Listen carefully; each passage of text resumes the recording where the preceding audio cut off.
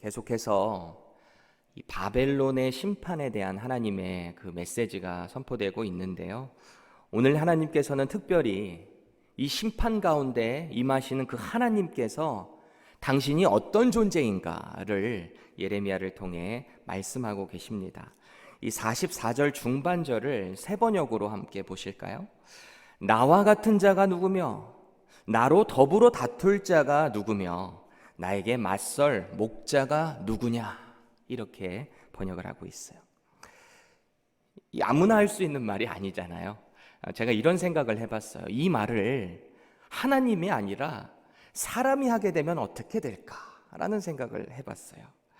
종종 한국 영화에 보면 이렇게 한국은 음주 단속 같은 걸 하잖아요, 경찰들이. 그런데 꼭 걸린 차 중에 이런 차가 있어요. 딱 잡히면 창문을 쫙 내리고 경찰에게 너 내가 누군지 알아? 너 실수하는 거야? 이런 사람들이 종종 있더라고요. 근데 그 사람들의 말로가 꼭 무너지더라고요. 그걸로 올무가 돼서 넘어지는 모습. 인간이 자기 자신을 높이고 너 내가 누군 줄 알아? 라고 하는 하나님께서 허락하신 그 권세를 얄팍하게 그것을 누림을 통해서 무너져가는 인간들의 모습을 우리는 종종 보게 됩니다. 오늘 바벨론의 멸망을 선언하는 하나님의 모습은 그야말로 거침이 없습니다. 확신에 찬 선언 가운데 하나님께서 당신의 존재를 드러내고 계세요. 33절 보세요. 만군의 여호와께서 이와 같이 말씀하시니, 만군의 여호와라는 표현을 쓰고 계세요.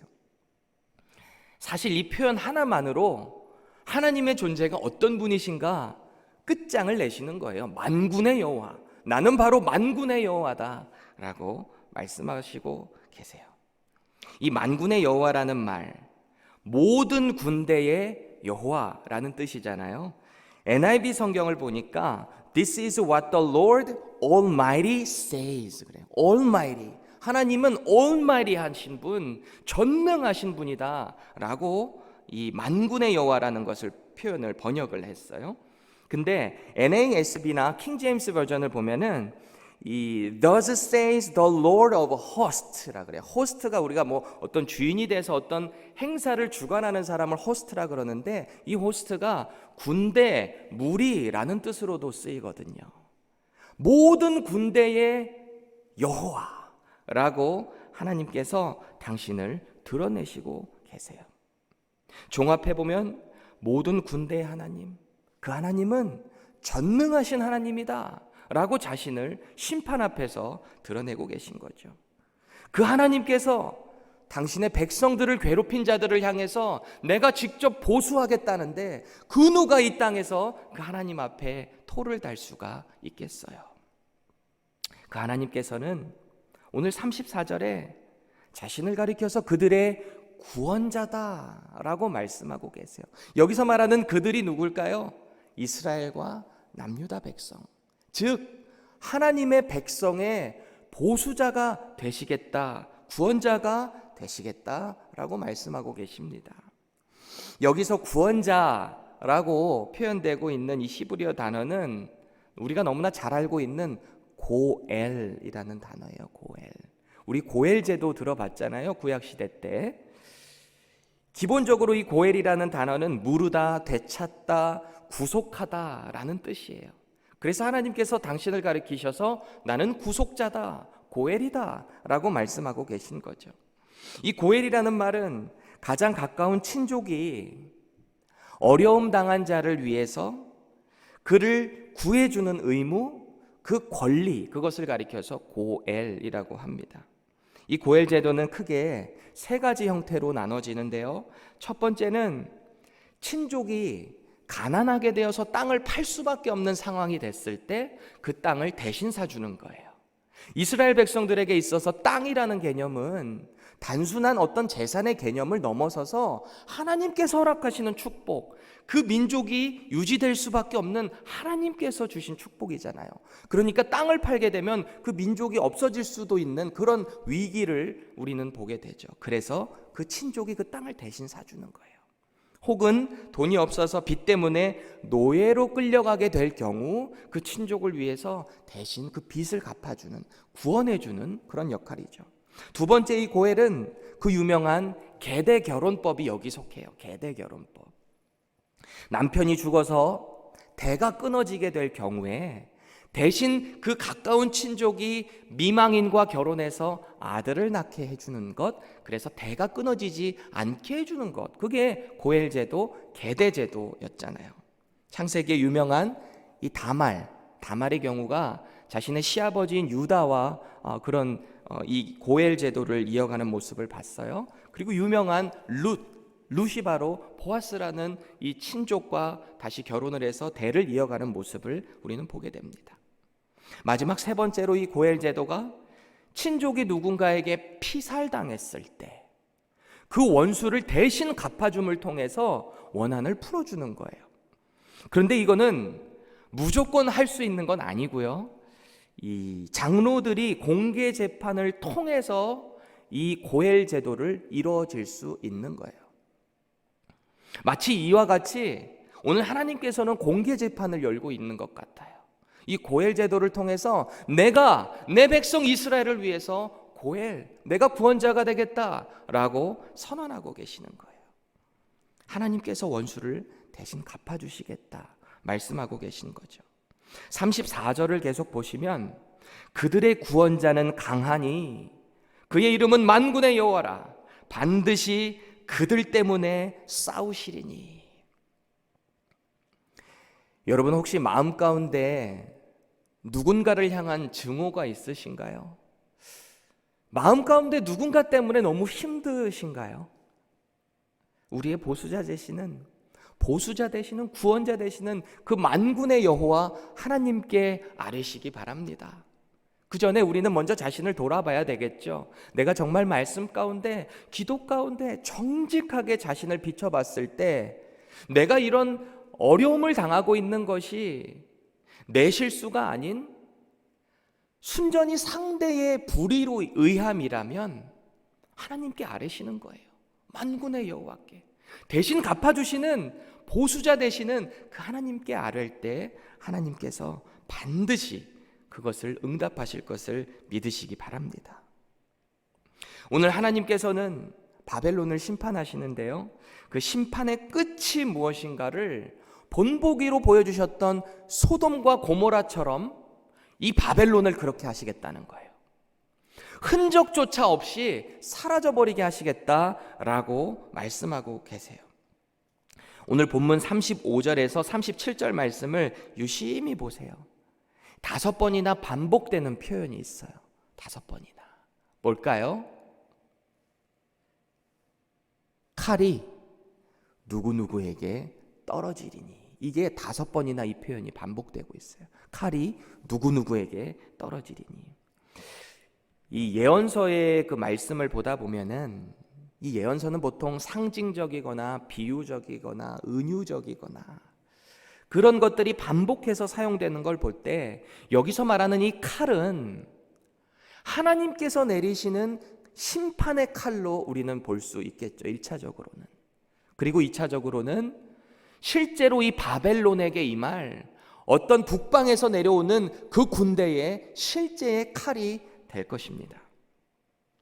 그럼 이 칼은 누구에게 떨어지는가요? 35절 보세요. 갈대아인 바벨론의 모든 사람에게 이 칼이 떨어지게 되는데 구체적으로는 모든 주민, 고관들, 그리고 지혜로운 자들 위에 떨어진다라고 말씀하고 계세요. 그럼 또 여기서 말하는 지혜자들은 누구인가? 똑똑한 사람은 다 칼 맞는가? 36절을 보시면 칼이 자랑하는 자 위에 떨어진대요. 자랑하는 자. 그래서 세번역은 이 자랑하는 자를 칼이 점쟁이들을 치니라고 번역하고 있습니다. 이 칼빈에 의하면 이 자랑하는 자는 앞선 35절에서 말하는 지혜자를 받는 말이다 라고 해석을 하고 있어요. 왜냐하면 이 자랑하는 자로 번역된 히브리어가 바딤이라는 단어인데 이 단어의 뜻이요, 헛된 말 하는 자, 허풍 떠는 자예요. 그러니까 그 당시에 헛된 말하는 자, 허풍 떠는 자가 이 박수, 무당, 이런 술객들, 이런 자들로 보고 있는 거죠. 이들이 지혜자라는 근거는 다니엘서에 보면 잘 나오고 있는데, 이 바벨론의 느부갓네살 왕이 이 절대 힘을 가지고 나라를 치리하고 있을 2년이 되던 해에 어떤 꿈을 꿨는데 그 꿈이 너무너무 자신을 번민하게 만들어서 잠을 잘 수가 없는 거예요. 도대체가 잠을 잘 수가 없어요.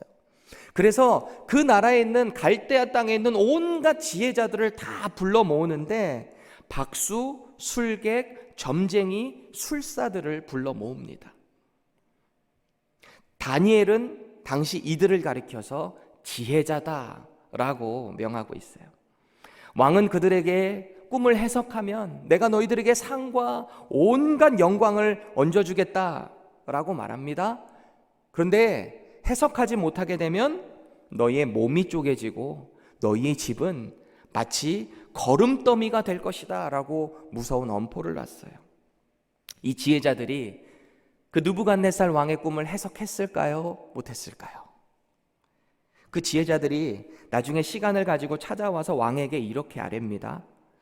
왕께서 물으신 것을 어려운 일이라 육체와 함께 살지 않는 신들 외에는 왕 앞에 그것을 보일 자가 없나이다. 결국 다 죽어요. 이 지혜자들 다 죽어요. 어떤 신적인 존재만이 왕의 꿈을 해석할 수 있습니다. 그렇게 말하는 거죠. 그래서 유다에서 포로로 끌려왔었던 지혜자로 키우고 있었던 다니엘과 그 세 친구들도 다 죽게 됐을 그 찰나에 하나님께서 다니엘에게 지혜를 주셔서 그 꿈을 다 해석하게 하시잖아요. 고대 근동의 패권을 장악한 이 느부갓네살 왕이 그 해석을 듣고 경악을 금치 못해요. 그래서 그 다니엘에게 절을 해요. 그 왕이 절을 합니다. 그리고 그 여호와 하나님을 높이는 모습, 네가 믿는 그 신 여호와만이 참 신이구나 라는 모습을 우리는 보게 됩니다. 세상 그 어느 누구도 할 수 없는 일을 하나님은 하시는 거죠. 세상 그 누구도 할 수 없는 일을 하나님의 사람은 하는 것입니다. 하나님이 다니엘에게 지혜를 주셨기 때문에 그 꿈을 해석하게 된 거죠. 그 어떤 지혜자도 못하는 일을 다니엘은 하게 된 거죠. 출애굽기, 이 창세기에 나오는 이 요셉도 마찬가지잖아요. 애굽의 바로가 꿈을 꿨을 때 그 누구도, 그 어떤 지혜자도 해석할 수 없는 일을 이 요셉은 할 수 있는 것, 하나님의 사람은 하게 되는 모습을 우리는 보게 됩니다. 우리는 분명히 성경을 통해서 이런 역사들을 보고 있어요. 그런데도 불구하고 우리는 이 땅에 살아가면서 어떤 어려움을 만나게 됐을 때, 해석할 수 없는 일을 만나게 됐을 때, 어떤 불확실한 미래를 만나게 됐을 때 우리는 어떻게 하고 있나요? 그 능력의 하나님을 의지하는 게 아니라 당장 내가 뭘 할 수 있는가, 내 주변에서 누가 나를 도와줄 수 있는가, 그것만 보고 있는 우리의 모습은 없는가요? 오늘 하나님께서는 그런 자들을 향해서 지혜자라는 거예요. 지혜자. 그 지혜자, 자랑하는 자 위에 칼을 떨어뜨리시겠다라고 말씀하고 계시는 겁니다. 계속해서 37절 말씀 보세요. 하나님의 칼이 그들의 온갖 말과 병거, 그들이 너무 소중하게 생각하는 보물 가운데 떨어뜨리시겠다 말씀하세요. 그토록 강대했던 바벨론, 그 땅 가운데 한 나라의 비참함의 끝을 하나님께서 내리신다는 것입니다. 또 38절 보세요. 가뭄이 들고 자기들이 그토록 귀하게 여기던 신상의 땅이 초토화가 될 것입니다. 사람이 살던 땅에 가뭄이 들어버려요. 그러니까 사막에서만 적응하던 들짐승들, 낙타, 이런 동물들이 이 땅에 살게 되는 거예요. 사람은 더 이상 살 수가 없는 땅으로 전락해버리는 거예요. 온데간데 없이 바벨론의 영광은 소돔과 고모라 땅처럼 사라져버리게 된다라는 것입니다. 여러분, 하나님을 떠나서 선한 길로 가지 않는 이 남유다 백성을 향해서 예레미야는 이미 하나님의 그 심판을 경고했었어요. 그 말씀이 예레미야 6장 22절에서 24절에 나와요. 남유다에 대한 심판이었어요. 여러분들 잘 유심 깊게 보세요. 제가 읽겠습니다. 여호와께서 이와 같이 말씀하시되 보라, 한 민족이 북방에서 오며 큰 나라가 땅 끝에서부터 떨쳐 일어나나니 그들은 활과 창을 잡았고 잔인하여 사랑이 없으며 그 목소리는 바다처럼 포효하는 소리라. 그들이 말을 타고 전사같이 다 대열을 벌이고 시온의 딸인 너를 치려 하느니라 하시도다. 우리가 그 소문을 들었으므로 손이 약하여졌고 고통이 우리를 잡았으므로 그 아픔이 해산하는 여인 같도다. 남유다에게 임했던 경고예요. 하나님의 심판의 경고였어요. 뭔가 오늘 본문과 익숙하지 않으세요? 익숙하죠? 오늘 하나님의 심판을 받을 바벨론에게 임하는 심판인 41절에서 43절의 내용이 이와 아주 흡사해요. 하나님의 심판이 바벨론에게도 동일하게 임한다라는 것입니다. 왜일까요? 만군의 여호와 하나님께서는 당신의 선한 길을 따르지 않는 그 어떤 백성에게도 동일하게 심판을 임하는 하나님이시다라는 것입니다.